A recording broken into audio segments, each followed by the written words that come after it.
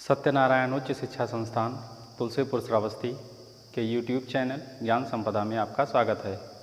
मैं जीवनलाल, प्रवक्ता सामाजिक अध्ययन। धरातल के रूप बदलने वाले कारक के पहले अध्याय में हमने आंतरिक बल के बारे में सीखा था। आंतरिक बल दो प्रकार के होते हैं, एक पटल विरूपणी बल, दूसरा आकस्मिक बल। दोनों बलों के परिणाम स्वरूप कैसी कैसी घटनाएं घटती हैं, उन क्रियाओं के बारे में सीखा था, उनके उदाहरण के बारे में जाना था। आज इसी प्रकरण के दूसरे अध्याय में या दूसरे भाग में हम पृथ्वी के बाह्य बल या एक्सोजेनिक फोर्स के बारे में सीखेंगे। उनके कितने प्रकार हैं, क्या कारण है और उनसे किन किन प्रकार की आकृतियों का निर्माण होता है।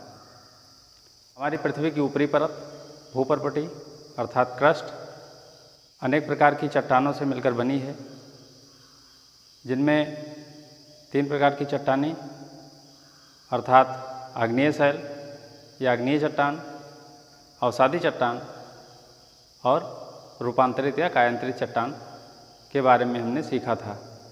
पूरी पृथ्वी पर बड़े बड़े स्थलखंड हैं। इन सभी स्थलखंडों पर पर्वत, पठार, मैदान, अनेकानेक प्रकार की आकृतियाँ पाई जाती हैं।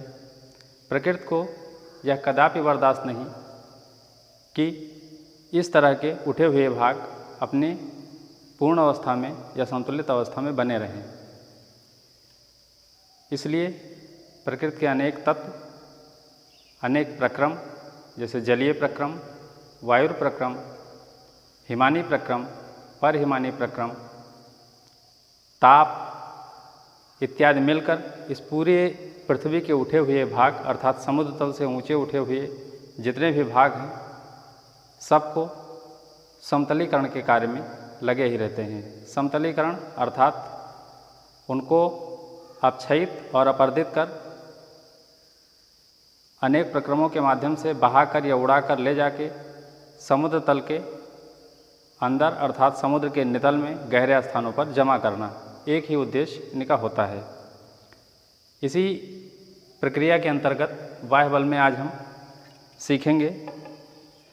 भूपटल पर बाह्य बल के कारण पृथ्वी की चट्टानें या टूटे हुए टुकड़ों को एक स्थान से दूसरे स्थान पर इकट्ठा करने की क्रिया को अनाच्छादन कहा जाता है। और यह अनाच्छादन दो क्रियाओं का सम्मिलित रूप है। दो कौन सी क्रियाएं हैं? पहली है अपक्षय और दूसरी है अपर्दन। अपक्षय क्या है? अपक्षय वह क्रिया है जब चट्टान अपने ही स्थान पर किसी भी कारण के द्वारा या किसी भी प्रक्रम के द्वारा चूर्ण चूर्ण कर तोड़ दी जाती हो या खंडित कर दी जाती हो तो उसे अपक्षय कहा जाता है। और अपर्दन वह क्रिया है जब चट्टान अपने ही स्थान पर टूट जाती है, चूर्ण चूर्ण हो जाती है, तो उसे अनेक प्रक्रमों के माध्यम से वायु, जल, हिमानी आदि के माध्यम से एक स्थान से हटाकर दूसरे स्थान पर ले जाकर निक्षेपित कर देना अपर्दन कहलाता है। बाह्य बल के इसी दोनों क्रियाओं के परिणाम स्वरूप पृथ्वी पर भौतिक परिवर्तन होते रहते हैं। बाह्य बल के कारण अपक्षय की क्रिया तीन प्रकार की होती है। पहली है भौतिक या यांत्रिक अपक्षय, दूसरा है रासायनिक अपक्षय और तीसरा है जैविक अपक्षय। इसको एक उदाहरण के माध्यम से समझा जा सकता है। यदि आप कोई कैंडी या सख्त टॉफ़ी को मुंह में रख लें तो उसे दो तरह से अपचयित किया जा सकता है। पहला है यांत्रिक या भौतिक तरीका, अर्थात उस टॉफ़ी को दोनों दांतों के बीच रखकर दबाकर चूर्ण चूर्ण बना देना। और दूसरा है रासायनिक अपचय। रासायनिक अपचय अर्थात उस कैंडी को जीभ के द्वारा उलट पलट कर रासायनिक घोलीकरण के माध्यम से अपचयित कर देना और अपचय के बाद उसका निक्षेपण आपकी पेट में कहीं ना कहीं हो ही जाएगा। ये दो क्रियाओं के माध्यम से अपचय को बड़ी आसानी से समझा जा सकता है। आइए एक एक प्रक्रम के माध्यम से समझते हैं कि यह क्रिया कैसे पूर्ण होती है। अपचय में पहला प्रकार है भौतिक या यांत्रिक अपचय। यह क्रिया तापमान के कारण होती है, अर्थात पृथ्वी के किसी स्थान पर या किसी भी चट्टान पर तापमान जब अधिक होता है, लगभग 40 डिग्री सेल्सियस 45 डिग्री सेल्सियस, तो वह चट्टान फैल जाती है। लेकिन जब तापमान कम होता है तो वह चट्टान सिकुड़ती भी है और इसी फैलने और सिकुड़ने के कारण वह चट्टान एक दिन टूटकर अपचयित हो जाती है। यह होता है भौतिक या यांत्रिक अपचय, जिसका मूल कारण है तापमान। पृथ्वी पर यह घटना सर्वाधिक कहाँ देखने को मिलेगी? पृथ्वी पर तापमान के द्वारा अपचय की क्रिया सर्वाधिक कर्क रेखा और मकर रेखा पर आपको देखने को मिल जाएगी। यही कारण है कि पूरे विश्व में कर्क रेखा पर और मकर रेखा पर गर्म मरुस्थल पाए जाते हैं। कर्क रेखा पर थार मरुस्थल, अरब का मरुस्थल, सहारा मरुस्थल और कोलोराडो का मरुस्थल, जबकि मकर रेखा पर पश्चिमी ऑस्ट्रेलिया का मरुस्थल, नामीबिया का मरुस्थल, कालाहारी का मरुस्थल और अटाकामा का मरुस्थल, ये पूरे विश्व में कर्क और मकर रेखा पर फैले हुए मिलेंगे, जिसका सर्वाधिक कारण तापमान। क्यों? क्योंकि यहाँ पूरे वर्ष तापमान अधिक रहता है। यांत्रिक और भौतिक अपचय जल के द्वारा भी होते हैं। जल जो तीव्र वेग से बहता है, वह जब किसी चट्टान से टकराता है तो धीरे धीरे चट्टान के कण एक एक कर निकलते जाते हैं और इस तरह से वह चट्टान लंबे समय अंतराल के बाद अपचयित हो जाती है, टूट जाती है या समाप्त हो जाती है। जैसे इसका उदाहरण आपको पर्वतीय क्षेत्रों में बहने वाली नदी घाटी में देखने को मिल जाएगा। नदी घाटियों में नदियाँ तीव्र वेग से बहती हैं, जिस कारण से चट्टानें धीरे धीरे कर अपचयित होती रहती हैं और नदी घाटी गहरी और चौड़ी होती चली जाती है। इसी तरह से जल उच्च अक्षांशों पर चट्टानों की कोशिकाओं में प्रवेश कर जाता है। जल जब तक तरल अवस्था में रहता है तब तक तो ठीक, लेकिन जैसे ही तापमान कम होगा, उच्च अक्षांशों पर जल का रूप बदलेगा, अर्थात वह तरल से ठोस हो जाएगा। जब वह ठोस होगा तो उसका आयतन बढ़ेगा और आयतन बढ़ेगा तो चट्टानें टूट जाएंगी।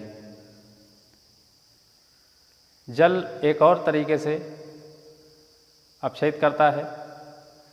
जल सिंचाई या बरसात के समय पृथ्वी की भूपर्पटी में या सतह में प्रवेश कर जाता है। जब तापमान बढ़ता है या गर्मी अधिक होती है तो जल वाष्प के रूप में बदलकर बाहर निकल आता है।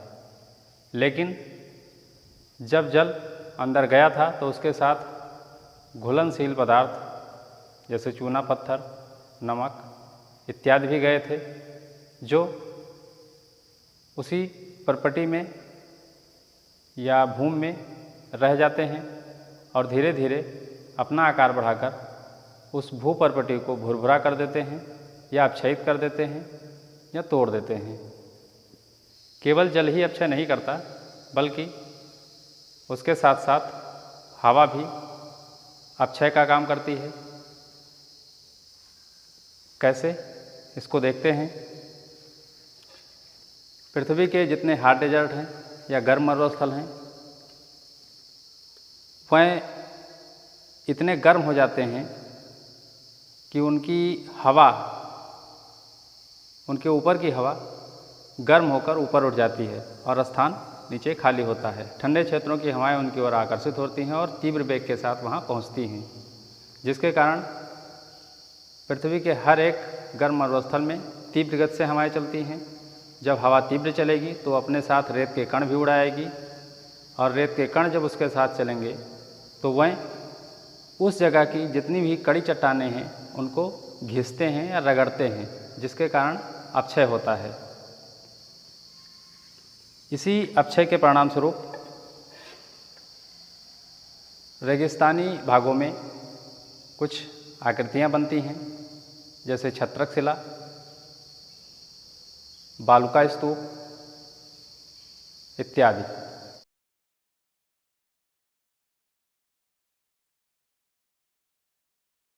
इस प्रकार भौतिक और यांत्रिक अपक्षय जानने के बाद आइए देखते हैं रासायनिक अपक्षय कैसे होता है। रासायनिक अपक्षय के कुछ उदाहरण हमने देखे। रासायनिक अपक्षय में जल प्रमुख है। जैसा कि अभी हमने सीखा कि जल अपने साथ तमाम अन्य घुलनशील पदार्थ पृथ्वी की सतह के अंदर या चट्टानों के रंध्रों के अंदर ले जाता है। जल तो स्वयं वाष्पित होकर बाहर निकल आता है, लेकिन वह घुलनशील पदार्थ जो उन चट्टानों में या मिट्टी के रंध्रों में प्रवेश कर गए हैं वहीं पड़े रहते हैं। धीरे धीरे उनका आकार बढ़ता है, चट्टानें टूटती हैं या अपक्षयित होती हैं। इसी तरह से रासायनिक अपक्षय में एक और क्रिया है जिसे कार्बोनेशन कहा जाता है। कार्बोनेशन में क्या होता है कि यदि किसी चूना पत्थर पर पानी डालें तो वह रासायनिक अभिक्रिया करेगा और भारी मात्रा में ऊर्जा उत्सर्जित करेगा। इसी के साथ साथ वह चूना पत्थर एकदम भुरभुरा हो जाएगा। इस तरह के भी अपक्षय पूरी पृथ्वी पर होते ही रहते हैं, जिनसे पृथ्वी के कुछ स्थानों पर चूना पत्थर की गुफाएं मिलती हैं। रासायनिक अपक्षय में जल के द्वारा हाइड्रोलिसिस की क्रिया होती है। हाइड्रोलिसिस अर्थात चट्टानों की रंध्रों में प्रवेश किया हुआ जल जब बाहर वाष्प के रूप में निकल जाता है तो चट्टान मुलायम हो जाती है, भुरभुरी हो जाती है। इसको उदाहरण स्वरूप समझने के लिए आप एक गुड़ लीजिए जो बहुत सख्त हो, उस पर 8 से 10 बूंदें पानी की डालिए। इतना ही पानी डालें कि वह बहकर नीचे न जाए, उसी में सूख जाए। थोड़ी देर बाद आप देखेंगे कि वह गुड़ जो बहुत सख्त था उसको यदि हाथ से दबा देंगे तो वह बिखर जाएगा, टूट जाएगा और खाने योग्य हो जाएगा। यही क्रिया हाइड्रोलिसिस कहलाती है। इस तरह से अपक्षय की क्रियाओं में भौतिक और यांत्रिक अपक्षय, रासायनिक अपक्षय समझने के बाद अब हम जैविक अपक्षय के बारे में समझते हैं। जैविक अपक्षय 2 प्रकार के होते हैं। पहला, जैविक जगत के द्वारा अपक्षय, अर्थात पूरी पृथ्वी पर वृक्ष समुदाय जो चट्टानों के ऊपर उगाते हैं और अपनी जड़ों के द्वारा उस चट्टान के कैल्शियम, पोटेशियम, मैग्नीशियम जैसे महत्वपूर्ण तत्वों को खींच लेते हैं, जिनसे वह चट्टान कमज़ोर पड़ जाती है और एक लंबे समय अंतराल के बाद टूटकर बिखर जाती है या अपक्षयित हो जाती है।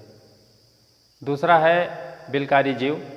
तमाम ऐसे सूक्ष्म जीव, चूहे इत्यादि हैं जो पृथ्वी की सतह के अंदर रंध्र कर देते हैं, बिल बना देते हैं, जिसके परिणाम स्वरूप धीरे धीरे सतह कमज़ोर होती है और अपक्षयित होती है, टूटती है। ये कुछ अपक्षय के उदाहरण सहित उनकी व्याख्या हुई। बाह्य बल में दूसरा होता है अपर्दन। अपर्दन के लिए कुछ महत्वपूर्ण कारक जिम्मेदार हैं जो यहाँ दर्शाए गए हैं। अपर्दन में सबसे पहला है जलीय प्रक्रम, दूसरा है वायु प्रक्रम, तीसरा है हिमनद प्रक्रम, चौथा है परहिमानी प्रक्रम और पांचवा है समुद्री प्रक्रम। जलीय प्रक्रम में जो जल पर्वतों में या ग्लेशियर में जमा हुआ है बर्फ़ के रूप में, जब ग्लेशियर टूटते हैं, बर्फ़ की चट्टानें खिसकती हैं, तो वह चट्टानों को रगड़ती हुई नीचे की तरफ आती हैं और उसी घर्षण से चट्टान अपक्षयित हो जाता है, टूट जाता है, जिसके परिणाम स्वरूप पर्वतीय क्षेत्रों में यू आकार की घाटी या वी आकार की घाटी निर्मित हो जाती है।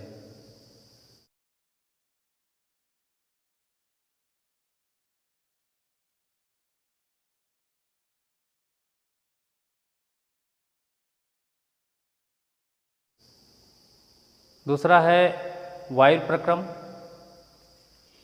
वायु भी अपर्दन करते हैं। जब मैदानी भागों में वायु तीव्र गति से चलती है तो वहाँ के धूल कण उड़कर कहीं दूर दूसरे स्थान पर निक्षेपित होते हैं या इकट्ठा होते हैं। यह क्रिया अपर्दन कहलाती है। इसका सबसे अच्छा उदाहरण आपको गर्म मरुस्थल में बालुका स्तूप के रूप में देखने को मिलेगा।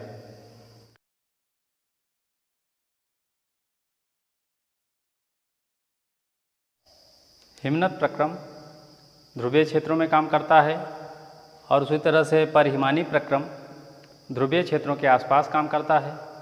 परिहिमानी प्रक्रम का एक उदाहरण है उत्तरी अमेरिका की कुछ महत्वपूर्ण झीलें, जैसे Michigan, superior lake, great Houston lake, eri Ontario lake, या और अन्य तमाम झीलें। यदि इनको आप पूरे विश्व मानचित्र पर देखें तो ये सीधी रेखा में आपको दिखाई देंगी, एक के बाद एक क्रम में एक सीधी रेखा में है। इसका कारण है परिहिमानी प्रक्रम। पेरी ग्लेशियल काल में जब इन पूरे क्षेत्रों में बर्फ़ जम गई तो यहाँ की प्लेटें भार के कारण थोड़ी लचक गईं और उसके बाद जब बर्फ़ फटी तो वह पुनः अपनी पूर्व अवस्था में आ गई। इसी प्रकार 4 बार यह क्रिया संपन्न हुई, जिसके परिणाम स्वरूप चट्टानें अपक्षयित हुईं। अपक्षयित होकर उन्हीं जल के साथ अपर्दित हो गईं और एक गहरे गड्ढे के रूप में परिवर्तित हो गईं, जिनमें आज जल भरा हुआ है और ये झीलें एक क्रम में पाई जाती हैं। क्या वर्तमान में पेरी ग्लेशियल या ऐसी कोई क्रिया हो रही है? नहीं। क्यों? क्योंकि आज ग्लोबल वार्मिंग है, अर्थात प्राचीन काल की तरह बर्फ़ों का आवरण या हिम आवरण इस तरह से देखने को नहीं मिलते, जिस कारण से ये झीलें तरल अवस्था में ही पूरे वर्ष रहती हैं और ऐसी कोई क्रिया नहीं संपन्न हो रही है। ये बहुत प्राचीन बात है। इसी तरह से समुद्री प्रक्रम काम करता है। समुद्र तटीय भागों में समुद्र की लहरें चट्टानों से बार बार टकराती रहती हैं। टकराने के कारण यांत्रिक अपक्षय होता है, चट्टानें टूटती हैं, चूर्ण चूर्ण होती हैं, बारीक टुकड़ों में परिवर्तित होती हैं और कहीं जाकर निक्षेपित हुए होते हैं, जिसके परिणाम स्वरूप नए द्वीप या नए बीज खुलते हैं। इस तरह से धरातल के रूप बदलने वाले कारकों में बाह्य बल के अंतर्गत अपक्षय और अपर्दन की क्रिया संपन्न होती है, जिसके परिणाम स्वरूप इतनी महत्वपूर्ण घटनाएं घटती रहती हैं और यह हमें दिखाई भी देती हैं। वैसे आपकी पूरी पृथ्वी पर ये प्रक्रम कुछ इस तरह से काम करते हैं। ध्रुवीय क्षेत्रों में, दोनों गोलार्धों में ध्रुवीय क्षेत्रों में ग्लेशियसल होता है। इस प्रकार धरातल का रूप निरंतर परिवर्तित होता रहता है और यह क्रिया अनवरत पृथ्वी के जन्म के बाद से लगातार हो रही है और आगे भी ऐसे ही होता रहेगा।